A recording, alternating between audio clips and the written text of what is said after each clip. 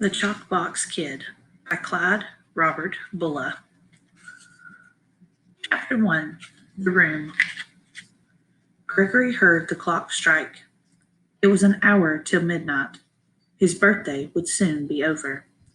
He went to the door and looked out into the street. "Shut the door," said Aunt Grace. "I thought I heard the car," he said.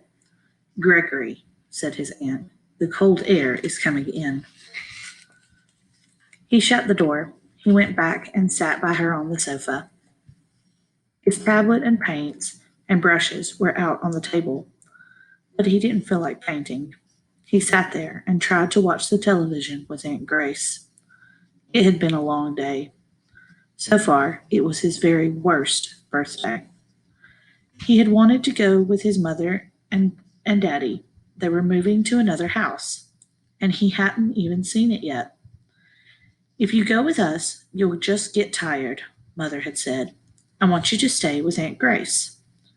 He had thought she didn't remember what day it was. He told her, "I'm 9 years old today." "I know," she had said, "and I'm sorry we can't have cake or a party. There's just no time. We have to finish moving." But he kept thinking there would be something for his birthday. He went to the door again. This time, the car was there. Mother was getting out. She came up to the door. She had on an old clothes and looked tired. "Hello, Grace," she said. "Thank you for keeping Gregory. Are you ready, Gregory?" He picked up his tablet and paints and brushes, and he was ready. They went out to the car. She sat up front with Daddy. Gregory into the back. They drove across the city. Gregory went to sleep. When he woke up, they had stopped under a street light. The light shone on a house. "Is this it?" he asked. "This is it," said Daddy. Daddy had lost his job at the factory. Now he had a different job. That was why they had to move. The house was small and it needed painted. It looked as if it had grown out of the sidewalk. There was no yard at all. They went inside.